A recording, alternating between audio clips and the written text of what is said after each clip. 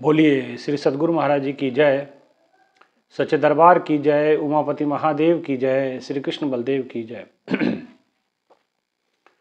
प्रिय भगवत प्रेमियों, हमेशा की तरह आज भी सत्संग विचारों के लिए आप सभी का हार्दिक स्वागत है, अभिनंदन है। प्रभु की कृपा से आपको नियमित सत्संग विचार मिले, ऐसी इच्छा अभिलाषा हमेशा मन में रहती है। आज भी आपके लिए नए नए सत्संग विचारों को लेकर के उपस्थित हुए हैं और ये प्रभु की बड़ी विशेष कृपा है कि आपको नियमित सत्संग विचारों का ऐसा संग प्राप्त हो जाता है। जब ये सत्संग प्राप्त होता है, सत्संग विचारों का संग होता है, तो ये प्रभु की बड़ी असीम कृपा मानी गई है। महापुरुषों ने, संतों ने, पीरों ने, फकीरों ने अपने वानियों के माध्यम से कहा है कि कृपा करे जब पार ब्रह्म तो होवे साधु संग। गुरुवाणी कहती कि जब प्रभु कृपा करते हैं, प्रसन्न होते तो साधु का संग देते हैं, और साधु कृपा हो, संत खुश हो तो उनके मुख से प्रभु की महिमा को सुनने का सुंदर अवसर प्राप्त होता है। और ऐसा सुंदर अवसर आपको नियमित मिले, ऐसी कामना, ऐसी मनोकामना हमारी सदैव रहती है। और प्रभु ने हमें निमित्त बनाया। प्रभु हमारे माध्यम से ऐसे सत्संग विचारों की श्रृंखला को आगे प्रवाहित करता है। इसके लिए प्रभु के चरणों में कोटि कोटि धन्यवाद, कोटि कोटि नमन। भाइयों बहनों, जीवन में कुछ भी प्राप्त कर लें, लेकिन आप इस सत्संग विचारों की बराबरी नहीं कर पाएंगे। सारा संसार का वैभव, संसार के सुख, समस्त जीवन का सुख, और यहीं तक नहीं, केवल इस संसार का नहीं, अपवर्ग स्वर्ग का सुख, और ब्रह्मांड में जो जो भी सुख की चर्चाएं हमारे ग्रंथों में हैं, जिसको रेखांकित किया गया है सुख के स्वरूप में, उन सब को भी अगर तराजू के एक पलड़े पे रख दें और कुछ समय के सत्संग को एक पलड़े पे रखें तराजू के, तो आप पाएंगे कि इनकी दोनों की तुलना नहीं की जा सकती है। और बड़ा अच्छा तुलना ताहे न तुल सके जो सुख लव सत्संग, कि जो सुख सत्संग में प्राप्त हो सकता है उसकी मुकाबला, उसका बराबरी ये सब नहीं कर पाएंगे, है ना। इसलिए आप सभी से अनुरोध है कि आप जब सत्संग विचारों को सुनते हैं तो पूरा सुनें, एक एक विचारों का रसपान करें, एक एक विचारों पे चिंतन मंथन बड़ा जरूरी है। केवल सत्संग विचारों को सुन लेना, छोड़ देना, ये पर्याप्त नहीं हो पाता। सत्संग सुन लिया जी ठीक है, नहीं, सत्संग विचारों पे चिंतन मनन बहुत जरूरी है, आत्मविश्लेषण करना बड़ा जरूरी है। क्योंकि संतों के चरित्र को आप सुनते हैं और संतों का चरित्र हमारे लिए प्रेरणा का कार्य बनता है, और ऐसा प्रेरणा बनता है कि वो हमारे जीवन को परिवर्तित करने में सक्षम होते हैं। और उनके जीवन का न मालूम कौन सा ऐसा अंश है जो हमें सुंदर लगे और हम अपने जीवन को अद्भुत परिवर्तन की ओर पाएं। इसलिए सत्संग से परिवर्तन भी संभव है। इसलिए संतों ने कहा कि साध संगत में चांदनो सकल अंधेरों, और सत्संग में जाके आप रोशनी को प्राप्त करते हैं, परमात्मा के प्रकाश को प्राप्त करते हैं। ऐसा प्रकाश जो आपको दिव्यता से भर देता है, ऐसा प्रकाश जो आपके जीवन को प्रभु के रंग में रंग देता है, ऐसा प्रकाश जो आपके जीवन की तमाम कालिमा को हर लेता है, ऐसा प्रकाश जो आपके जीवन के तमाम दुखों को सुखों में रूपांतरित कर देता है और सुखों को आनंद में रूपांतरित कर देता है। ऐसा प्रकाश प्रभु के इस सत्संग विचारों की सभा में होता है। इसलिए ऐसे सत्संग विचारों को पूरा सुने, समझने का प्रयास करें, चिंतन मंथन बड़ा जरूरी है।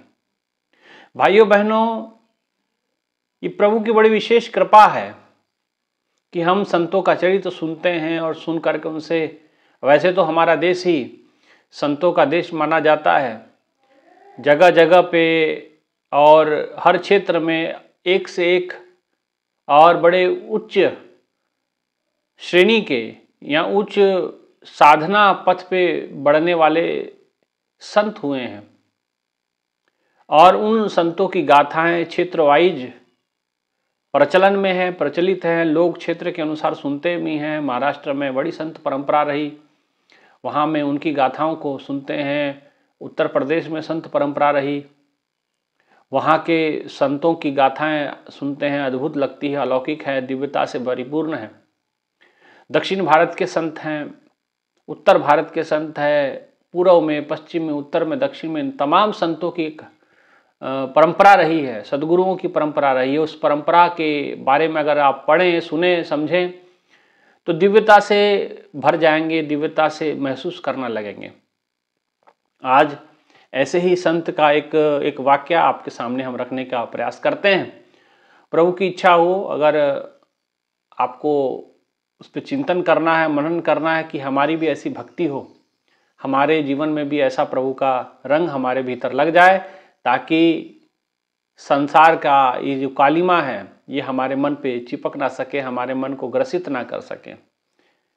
संत चरित्र है, संत का एक छोटा सा चरित्र, पूरी जीवनी तो मैं नहीं कह पाऊंगा, लेकिन छोटा सा वाक्य उनके जीवन का मैं जरूर कहूँगा।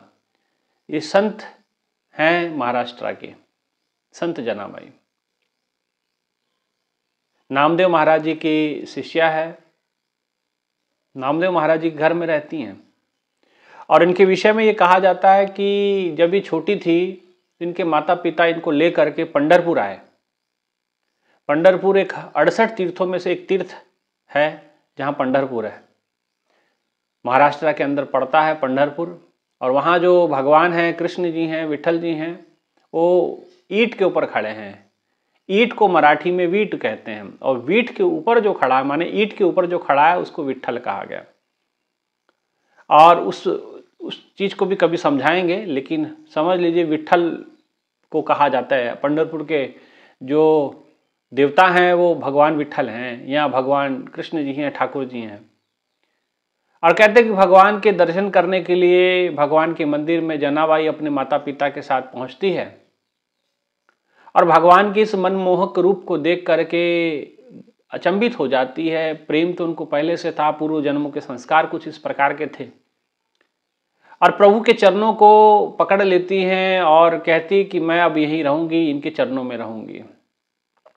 माता पिता ने कहा कि बेटी, अरे तभी छोटी है, बड़ी हो जाएगी तब आ जाना, हम कौन तेरे भक्ति में रोक रहे हैं, तेरे को भक्ति करना कोई बात नहीं है। उसने कहा कि नहीं नहीं, मैं जाऊंगी नहीं, मैं यहीं रहूंगी, मैं विठल को छोड़ के कहीं जाने वाली नहीं। लेकिन और उसको लगती रोनी, और भगवान तो भाव का भूखा है, भाव के भूखे प्रभु भाव ही इकसार है, भाव से उसको भजे तो भव से बेड़ा पार है, भाव बिन सर्वस्व देवो कभी लेते नहीं, भाव से एक पुष्प दे तो उन्हें स्वीकार है, भाव वाले भक्त का भरपूर उन पे भार है। भगवान फिर सारा भार अपने ऊपर ले लिया करते हैं। ऐसा ही आज जनाबाई के साथ हुआ। प्रभु के चरणों को पकड़ के रोने लगी, विठल के चरणों को पकड़ के रोने लगी, कहने लगी कि नहीं, मैं आपको छोड़ के नहीं जाऊंगी। माता पिता ने कहा कि बेटा ऐसा नहीं होता, मंदिर में आप अकेली और छोटी, ऊपर से लड़की, स्त्री जाति, आप कैसे रहोगी, किसके पास छोड़ के जाएंगे? यहाँ तो भगवान की मूर्ति है, वो भी रात को मंदिर के कपाट बंद हो जाते हैं। उन्होंने कहा कि हमारे साथ चलो वापस। जनाबाई रोने लगी, कहती कि नहीं, मैं पंढरपुर को छोड़ के, विठल जी को छोड़ के मैं कहीं नहीं जा सकती। और जब ये माता पिता ने समझाने का प्रयास किया, जनाबाई मानी नहीं। तो कहते कि अचानक भगवान विठल की मूर्ति में से आवाज आती है।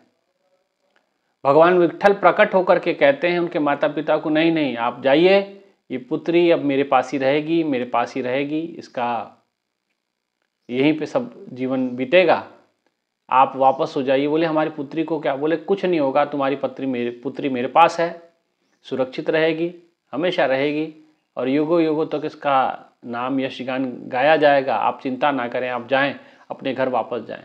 और माता पिता भगवान विठल के कहने पे वहाँ से चले जाते हैं और अपनी पुत्री जनाबाई को वहाँ छोड़ देते हैं। उसी मंदिर में नामदेव जी महाराज आते हैं, प्रभु प्रेरणा से, प्रभु कृपा से। और आप जानते हैं कि भगवान विठल को कई बार उन्होंने प्रकट करके उनके दर्शनों को प्राप्त किया, और भगवान विठल से वो बात भी किया करते थे, ऐसा नामदेव जी के बारे में आता है। तो नामदेव जी से भगवान विठल ने कहा कि आप इस जनाबाई को अपने साथ लेते जाएं और अपने शिष्य के रूप में स्वीकार करें, और इसका आध्यात्मिक उन्नति का ध्यान आपको रखना है। आप इनके जीवन में गुरु के रूप में भूमिका निभाएं और इनके जीवन को प्रभु भक्ति की ओर लेके जाएं, सही मार्ग, सही रास्ता इसको दिखाएं। और कहते हैं कि जनाबाई को भगवान विट्ठल ने नामदेव महाराज जी को सौंपा और नामदेव महाराज उनको घर ले आए। उम्र के साथ साथ जनाबाई बढ़ती गई, प्रभु के रंग में रंगती गई। नामदेव महाराज जी का संग मिला, नामदेव जी भजन गाते, अभंग गाते, उस अभंग में ये भी अभंग करते। लेकिन अब आप जानते हैं कि भक्त हैं तो भक्त के साथ भक्ति का मार्ग इतना सहज तो है नहीं जितना सहज हम बातों में लगता है। जितनी भक्ति आसान लगती उतनी आसान होती नहीं है। तो भक्ति का पथ बड़ा अनूठा है, निराला है, अजब है, गजब है, दिव्य है, दिव्यादि दिव्य है और शब्दातीत है, शब्दों से परे है। शब्द तो एक लिमिट तक, सीमा तक ही हम उसकी व्याख्या कर सकते हैं। और प्रभु के इस दिव्य पथ पे जिस समय जनाबाई बढ़ रही है तो रास्ते में रुकावट भी आएगी, कोई ना कोई बाधाएं, कोई ना कोई कलह कलेश तो होगा ही, कोई ना कोई संस्कार तो ऐसे आड़े आएंगे। तो कहते हैं कि जब भक्त भक्ति करता है तो संसार समाज उसके आड़े हो जाता है। ये भी एक समाज की बड़ी विशेषता है कि कोई भक्ति करे तो बड़ी दिक्कत है समाज को। अरे फलाने का लड़का साधु बन गया, फलाने की लड़की साधु बन गई, अरे ये क्या बात हुई। लेकिन आपके घर में चोर पैदा हो जाए वो चल जाएगा, डाकू डकैत पैदा हो जाए, भ्रष्टाचारी ऑफिसर बन जाए, लुटेरे डॉक्टर बन जाए, लुटेरे इंजीनियर डॉक्टर चोर बन जाए, वो चलेगा, कोई साधु ना बने। इस समाज को बड़ी दिक्कत है, समाज को पता नहीं किस बात की दिक्कत है। और ऐसा ही अब जनाबाई तो रहने लगी लेकिन समाज को प्रॉब्लम हो जाती है, और समाज छोड़ो अपने घरों में जो रहने वाले लोग हैं उनको प्रॉब्लम हो जाती है। अब जनाबाई नामदेव महाराज जी के घर में रहने लगी, लेकिन नामदेव महाराज जी की जो धर्मपत्नी थी उनको बड़ा अजीब लगता था कि ये लड़की को पता नहीं कहाँ से ले आए हैं और ये अब अपने घर में रखे हुए हैं। और जनाबाई ने के बारे में जब उन्होंने पूछा तो उन्होंने कहा कि भगवान की भक्त है, रहेगी यहाँ, विट्ठल की सेवा करेगी, मंदिर की सेवा करेगी, तुमको क्या करना है, तुम अपना काम करो। वो अपनी सेवा कर ही रही है। तो बोले ऐसे घर में रखोगे इसको? बोले नहीं। तो जनाबाई ने कहा कि मैं घर का काम भी कर दिया करूँगी, मुझे अपने गुरु की शरण में रहने दो।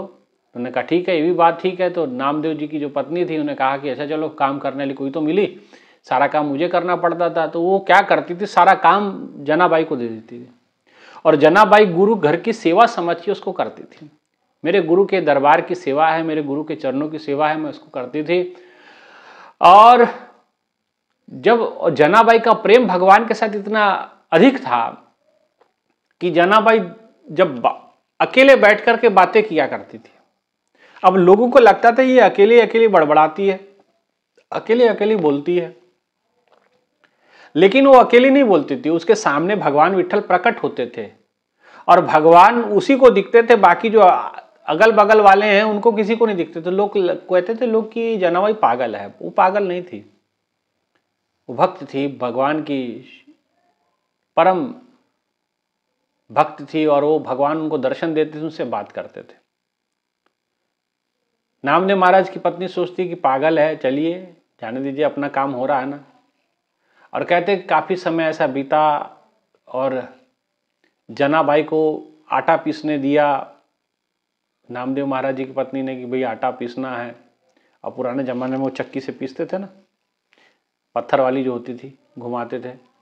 अब वो चक्की से रात को दिन में सारा काम भी करना है, प्रभु की भक्ति भी करनी है, मंदिर की सफाई इत्यादि सारे कार्य भी करने हैं।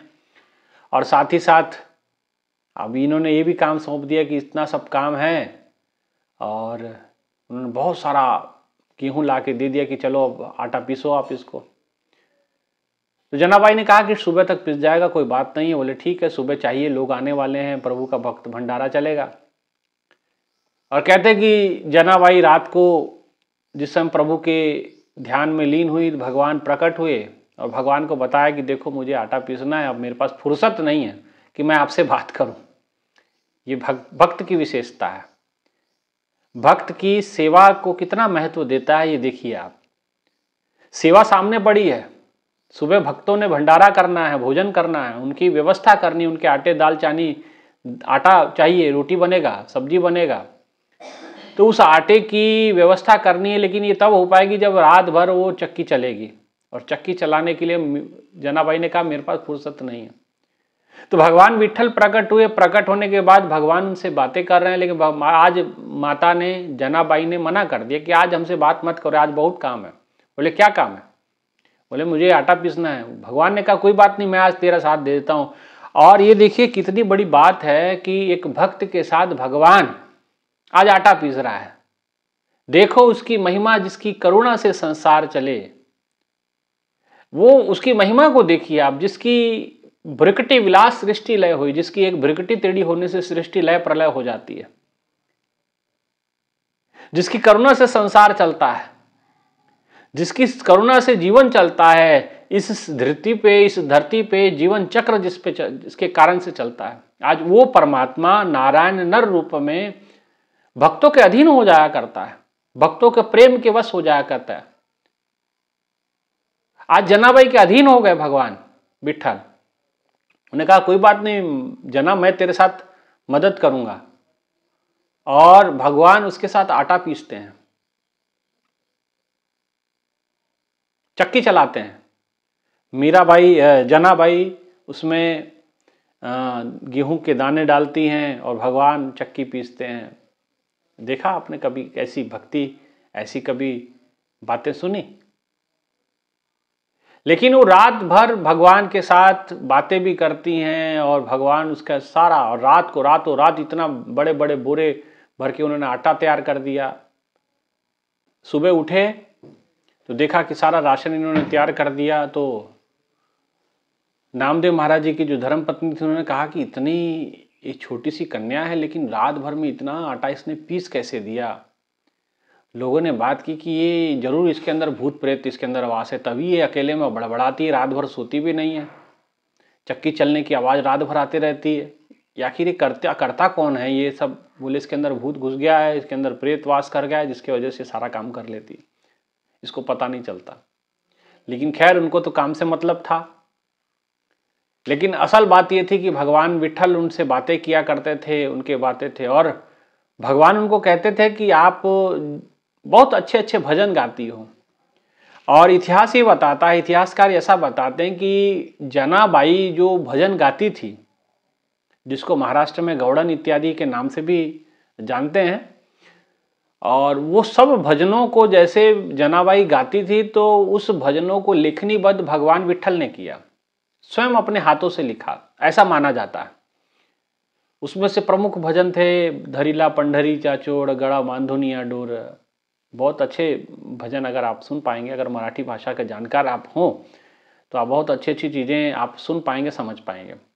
तो जनाबाई जो भजन गाती थी उसे भगवान कृष्ण खुद कलम से लिखते थे, कहते कि तू गा मैं लिखता हूँ, और वो गाती थी, ये लिखते रहते थे। तो ऐसी भक्त थी जनाबाई जिसके भजन स्वयं भगवान ने लिखे, और ऐसी भक्ति की कीर्ति उनकी चारों तरफ फैलने लगी। भगवान का यशोगान जहाँ जाती, जिसके पास बैठती, प्रभु की महिमा को गाती, प्रभु के विचारों को देती, प्रभु के सुंदर सुंदर बातें, प्रभु के सुंदर चरित्र का वर्णन भक्तों को करती, जिसके पास बैठती उसका जीवन धन्य कर देती। ऐसी जना जिसके रोम रोम से भगवान के विट्ठल विट्ठल की आवाज़ आती हो, जिसके रोम रोम में प्रभु का वास हो जाता, ऐसी माता जना। कहते हैं कि उम्र के साथ बड़ी हुई, उसका जब कमल खिलता है, फूल खिलते हैं तो खुशबू भी दूर तक फैल जाती है। जो भक्त की भक्ति जब प्रफुल्लित होती है, फलीभूत होती है, और ऐसा हो नहीं सकता कि कोई भक्त भक्ति करे और लोग उसको ना जाने। दूर दूर तक यश कीर्ति फैली, क्योंकि नामदेव महाराज खुद बड़ी यात्राएं करते थे, और यात्राओं के दौरान वो जगह जगह जनाबाई का जिक्र जरूर करते थे। और कहते कि इसी सिलसिले में जब कबीरदास जी से नामदेव महाराज जी की मुलाकात हुई, और कबीर को पता चला कि एक जनाबाई हैं जो प्रभु के अनन्य भक्त हैं, प्रभु के अनन्य सेवक हैं, और जिनसे प्रभु स्वयं बात करते हैं, और कहते वो काशी से बनारस से पैदल चलते हुए आए कि ऐसे भक्त के दर्शन करने चाहिए। और कबीर पहुंचते हैं जनाबाई के पास, नामदेव जी के घर पहुंचते हैं, क्योंकि संत ज्ञानेश्वर महाराज जी आप नाम सुने होंगे, उनके जो पिता थे और कबीरदास जी, रविदास जी महाराज जी एक ही गुरु के शिष्य थे। और इसलिए महाराष्ट्र में जिस समय वो आए तो नामदेव महाराज जी से मिले। नामदेव जी से मिलने के बाद उन्होंने कहा कि जब उनकी यशोगाथा जनाबाई की सुनी तो विट्ठल से बातें करती है, विट्ठल की चर्चा करती है, तमाम बातें भगवान उनसे कहते हैं। नामदेव महाराज जी ने सारी बात बताई। तो कबीरदास जी ने कहा कि मैं भी जनाबाई से मिलना चाहता हूँ। बोले ठीक है, अभी मिला देते हैं। बोले कहाँ होगी? तो होगी, लगी होगी कहीं कार्य में, जो सेवा कार्य उसको सौंपा जाता है उस कार्य में लगी होगी। बोले चलिए बुला लेते हैं उसे। तो विट्ठल कबीरदास जी ने कहा कि नहीं नहीं नहीं, उन्हें बुलाने की जरूरत नहीं है, हम स्वयं उनके पास जाएंगे। इतने महान भक्त है, उसको बुलाना ठीक नहीं, अनादर होगा। हम स्वयं, आप जानिए कबीरदास जैसे महापुरुष वो स्वयं उनसे मिलने जाते हैं। और कबीरदास जी मिलने के लिए गए तो नामदेव जी ने कहा कि मैं बुला लेता हूँ यहीं कमरे में, कक्ष में जहाँ बैठे। बोले नहीं नहीं नहीं, हम स्वयं जाएंगे। और नामदेव महाराज जी के साथ वो प्रस्थान करते हैं वहाँ, उस जगह जहाँ जनाबाई ने अपने उपले, गोबर के, आप पुराने जमाने में उपले तैयार करते थे ना लोग गांव के बाहर, तो वो उपले उस समय बना रही थी। और कुछ उपले जो सूख गए थे उसे उठाने का कार्य जनाबाई कर रही थी। लेकिन क्या हुआ कि उसी दौरान एक और महिला ने गलती से, या यूं कहें कि जानबूझ के उनके उपले उठा लिए। अब सब गांव के उपले एक ही जगह होते हैं, आप जानते हैं, कुछ कुछ दूरी पर लोग उपले बनाते हैं गोबर की, जो पंजाबी में पाथियां भी बोलते हैं, गोबर के जो उपले होते हैं, कंडे भी बोलते हैं कई जगह। तो सब लोगों ने वहाँ उपले बनाए हुए थे, तो जनाबाई ने भी बनाए थे, लेकिन जनाबाई के जो कंडे थे या उपले थे वो किसी और महिला ने उठा लिए। तो जनाबाई जिस समय आए तो उसने देखा कि मेरे उपले जो है इसने उठा लिए हैं, दूसरी महिला ने। तो उससे कहने लगी कि आपने मेरे उपले ले लिए, मेरे कंडे जो मैंने बनाए थे वो आपने ले लिए। वो कहने लगी नहीं नहीं, मैंने तो अपने ही उठाए हैं। और दोनों बातों बातों में विवाद इतना बढ़ गया कि आपस में लड़ पड़ी और बात एक दूसरे की चोटी तक पहुंच गई, हाथापाई तक पहुंच गई। और जिस समय ये हाथापाई हो रही थी, नामदेव महाराज जी ने कबीरदास जी को कहा कि महाराज वो सामने जो खड़ी है वही जो है जनाबाई है। कबीरदास जी ने कहा ये कैसी भक्त है, ये तो लड़ रही है, एक दूसरे की चोटी इसके हाथ में है, और आप ये कैसी भक्त? बोले ये तो आप जब नजदीक जाओगे तभी समझ में आएगा, ऐसे नहीं समझ में आएगा। कबीरदास जी ने कहा कि अरे कैसी भक्त है बताओ, ये लड़ रही हो और इतना बुरी तरह लड़ रही हैं, ये सब, ये कैसे भक्त हो सकते हैं? ये भक्त नहीं है। नामदेव महाराज ने कहा अभी फैसला मत कीजिए, आप नजदीक जाइए इनके। और जैसे नजदीक गए तो दोनों महिलाएं जो लड़ रही थी, जनाबाई और जनाबाई के साथ एक महिला जो लड़ रही थी, दोनों को अलग कराया। कबीरदास जी ने कहा कि अरे भाई आप लड़ क्यों रहे हो, बेटा आप लड़ क्यों रहे हो? तो जनाबाई ने कहा कि महाराज जी मेरे जो बनाए हुए उपले ये उठा के लेके जा रही है। तो उन्होंने कहा कि नहीं नहीं, दूसरी महिला ने कहा कि नहीं उपले इसके नहीं है, मेरे हैं। बोले नहीं महाराज मेरे हैं। तो कबीरदास जी ने कहा देखो उपले तो उपले ही हैं, गोबर के बने हुए हैं कंडे, कैसे पता चलेगा किसके किसके हैं, किसने क्या बनाया है? बोले फैसला हो जाएगा अभी। तो कहते कि ये फैसला कैसे होगा कि कौन से कंडे आपके हैं, कौन से कंडे, कौन से उपले किसी और इनके हैं?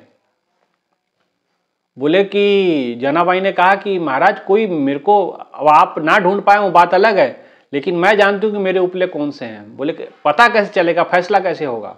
बोले आप मेरे जो उपले हैं, कंडे हैं, उठाइए और कान के पास लगाइएगा, अगर उसमें से विट्ठल आवाज आते हैं तो मेरे बने हुए हैं, और अगर आवाज नहीं आएगी वो इसके बने होंगे।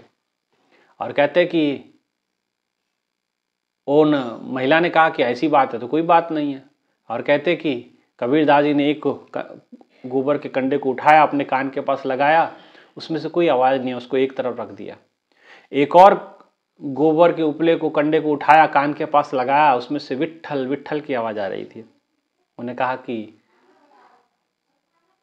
उसको अलग करते गए। और कबीरदास जैसे महापुरुष आज जनाबाई के चरणों में झुकने लगे। नामदेव महाराज जी ने आके पकड़ लिया, महाराज आप मत झुकिए, ये तो आप इन्हें आशीर्वाद दें कि जनाबाई उस उच्च श्रृंखला को प्राप्त के। बोले नहीं ऊंचे नहीं, ये तो बहुत ऊंचे पदास्थ है, बहुत बड़े ऊंचे अवस्था को प्राप्त हो चुकी है, जहाँ हम नहीं पहुँचे वहाँ ये प्रभु के परम प्रिय बन चुकी है। इसलिए इसकी भक्ति को नमन है। इसका व्यवहार, भले दुनिया में भक्तों का व्यवहार बड़ा अजीब होता है, लेकिन अंदर से परमात्मा से कितना ज़बरदस्त कनेक्शन होता है, उनका कितना ज़बरदस्त मिलाप होता है, ये भक्त और भगवान ही जानते हैं, है ना। भक्त और भगवान कुछ इस प्रकार मिल जाते हैं जैसे दूध और पानी। दूध में पानी डाल दो, जैसे पानी दूध का ही स्वरूप हो जाता है, ऐसे ही भक्त भगवान स्वरूप ही हो जाया करते हैं।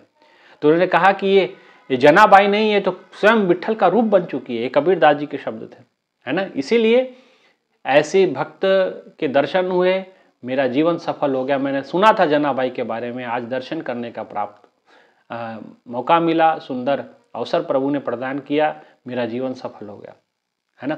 तो ऐसी जनाबाई जिनके जीवन में प्रभु की भक्ति थी, प्रभु का रंग था, प्रभु का संग था, पल पल प्रभु के सानिध्य में रह के उनसे बातें करती, उनसे चर्चाएं करती। और भी जीवन में बड़े कष्ट आए, तकलीफ दी, लोगों ने परेशान किया, लेकिन हर परेशानी को दूर करते हुए भगवान विट्ठल के तमाम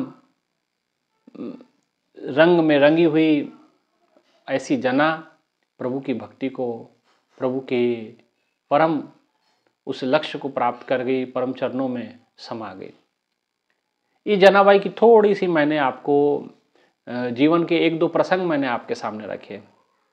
हालांकि जीवन चरित्र पढ़ोगे तो बहुत लंबा है, बहुत मोटी किताब है, और भक्तों का चरित्र बड़ा मनोरम होता है। सुनोगे, समझोगे, मन आनंदित हो जाएगा, मन प्रसन्न हो जाएगा, क्योंकि भक्तों की चरित्र सुनने से ही हमारे जीवन में सुख शांति का अनुभव हम कर पाते हैं। इसलिए भाइयों बहनों, हमें चाहिए कि ऐसे संतों के चरित्र को सुने।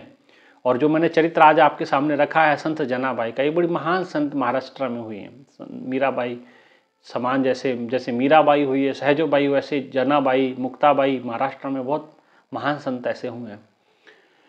और उनका चरित्र मैंने संक्षेप में उनके जीवन के कुछ प्रसंगों को रखा, ताकि आप प्रेरणा लें कि आप भी अपने जीवन में ऐसे प्रभु की रंग में रंगे कि प्रभु आने को मजबूर हो जाए आपके साथ। जैसे जनाबाई बातें करती थी, ऐसे आप हम भी बातें करें, ऐसे भाव आपके भी बने, ठीक है ना।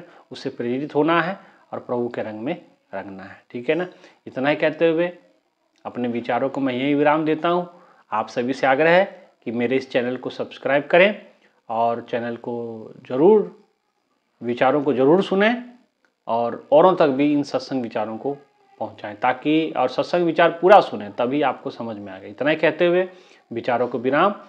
और ज़रूर इस प्रसंग से, प्रभु के भक्त से, माता जनाबाई से आपने ज़रूर सीख लेनी है, समझ लेनी है, ताकि ऐसे प्रभु से प्रेम करना है कि प्रभु आने को मजबूर हो जाए। यही कुछ भाव। बोले श्री बांके बिहारी लाल की जय, उमापति महादेव की जय, श्री कृष्ण बलदेव की जय। धन्यवाद।